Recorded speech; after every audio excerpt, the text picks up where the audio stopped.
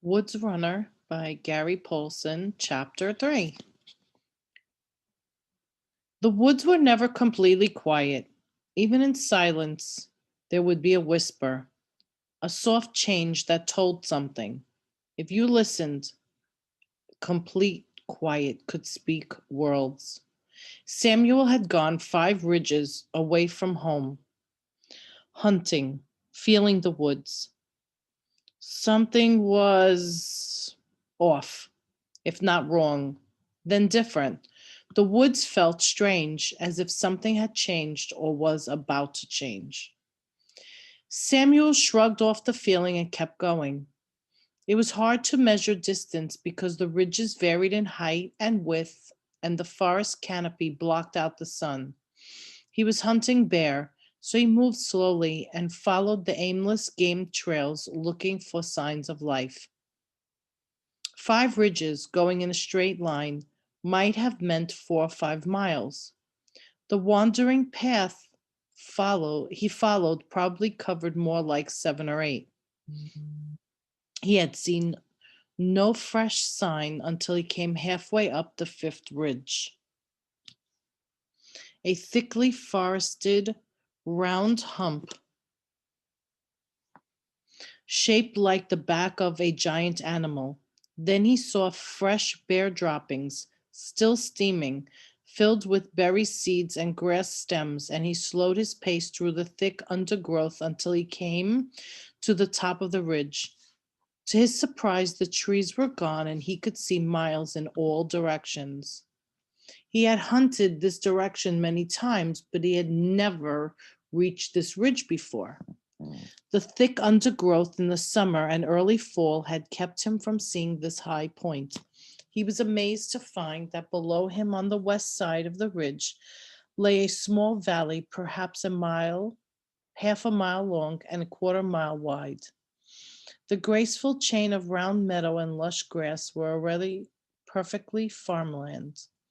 The treeless patch had just needed rail fencing and a cabin to be complete. Perfect, he said aloud, like it was made to be used. A crunching noise to his rear to the east brought him round. The bear was 40 or so yards away, a yearling, slope shouldered, dark brown, more than black. Like a large dog, it was digging in a rotten stump at the edge of the clearing. Samuel cocked his rifle, raised it, then held. He looked above the bear, across the tops of trees. Smoke! Thick clouds of smoke were rising to the east, almost straight to the east, a goodly distance away. Forest fire? But it wasn't that dry, and there had been no thunderstorms, the normal cause of forest fires.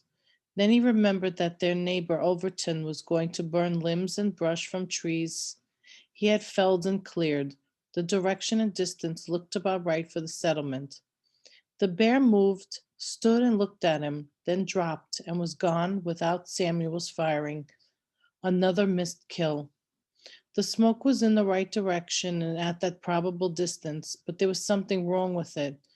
The way there had been something wrong with the feel of the woods today. He eased the hammer down on his rifle and lowered the butt to the ground. He stood leaning on it, studying the smoke the way he could read sign from a wounded animal, trying to see the why of it. The gray smudge was wide, not just at the base, but as it rose up, too wild to be a single pile of slash.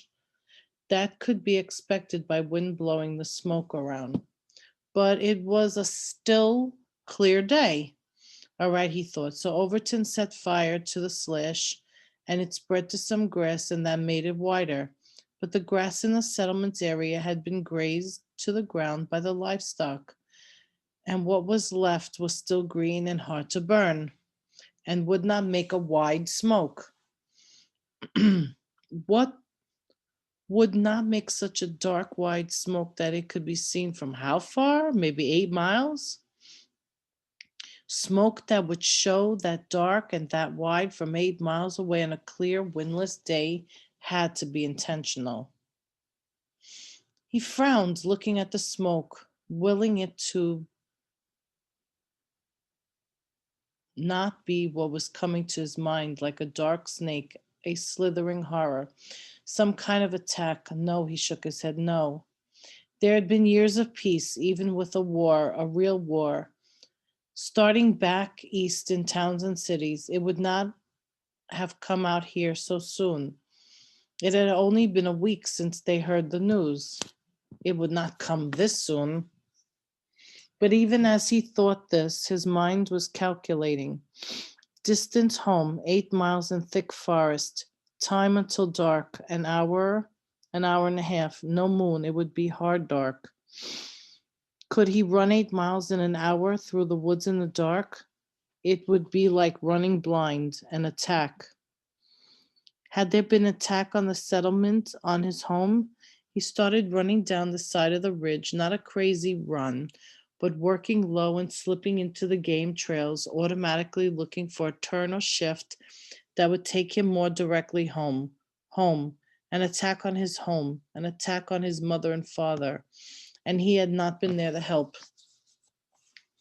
Deep breaths, hard and deep pulls of air as he increased his speed. Moccasins slapping the ground, rifle held out in the front of him to move limbs out of the way as he loped through the forest. The green thickness that once helped him now seemed to clutch at him, pull him back, hold him. An attack, and he had not been there to protect his parents.